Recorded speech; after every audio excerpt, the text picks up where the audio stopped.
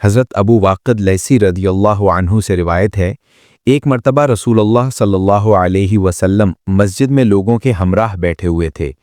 اتنے میں 3 آدمی آئے، ان میں سے 2 تو رسول اللہ صلی اللہ علیہ وسلم کے پاس آ گئے اور ایک واپس چلا گیا۔ راوی نے کہا کہ وہ دونوں کچھ دیر رسول اللہ صلی اللہ علیہ وسلم کے پاس ٹھہرے رہے۔ ان میں سے ایک نے حلقے میں گنجائش دیکھی تو بیٹھ گیا اور دوسرا سب سے پیچھے بیٹھ گیا، تیسرا تو واپس ہی جا چکا تھا۔ جب رسول اللہ صلی اللہ علیہ وسلم وعظ سے فارغ ہوئے تو فرمایا، کیا میں تمہیں ان تینوں آدمیوں کا حال نہ بتاؤں؟ ان میں سے ایک نے اللہ کی طرف پناہ لی تو اللہ نے بھی اسے اپنی طرف جگہ دے دی، اور دوسرا شرمایا تو اللہ نے بھی اس سے شرم کی، اور تیسرے نے روگردانی کی تو اللہ تعالیٰ نے بھی اس سے اعراض فرمایا۔ تشریح: امام بخاری رحمۃ اللہ علیہ اس حدیث سے علمی مجلس کے آداب پر روشنی ڈالنا چاہتے ہیں کہ اگر کوئی طالب علم یا کوئی دوسرا خواہش مند شیخ کے نزدیک بیٹھنا چاہتا ہے تو اسے بروقت آنا چاہیے۔ اسے اپنے شوق کو پورا کرنے کے لیے اہل مجلس کو پریشان نہیں کرنا چاہیے۔ اس سے بہتر ہے کہ سب سے آخر میں بیٹھ جائے۔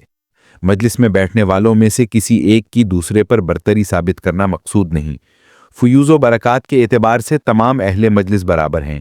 ایسی مجالس پر اللہ کی رحمتیں نازل ہوتی ہیں۔ اگر بعد میں آنے والا دیکھتا ہے کہ شیخ کے پاس جگہ خالی ہے تو اسے اجازت ہے کہ وہ حاضرین کے پاس سے گزر کر خالی جگہ میں بیٹھ جائے۔ یہ تخطی رقاب نہیں جو شرعاً ممنوع ہے۔ یہ اس لیے جائز ہے کہ پہلے سے بیٹھنے والوں نے بدنظمی کی ہے اور آگے جگہ خالی چھوڑ رکھی ہے۔ اس سے آگے بیٹھنے والے کے شوق اور رغبت کا بھی پتہ چلتا ہے۔ اس بنا پر وہ پیچھے بیٹھنے والے سے افضل ہوگا کیونکہ اسے حصول خیر کا شوق زیادہ ہے۔ حدیث میں ہے کہ دوسرے شخص نے حیا کا معاملہ کیا۔ اس کے 2 معنی ہیں۔ الف، شرم کی وجہ سے اس نے اہل مجلس سے مزاحمت نہیں کی بلکہ جہاں جگہ ملی وہیں بیٹھ گیا۔ مقصد تو علمی مجلس میں شریک ہونا تھا، اہل مجلس کی تکلیف دینے سے کیا فائدہ؟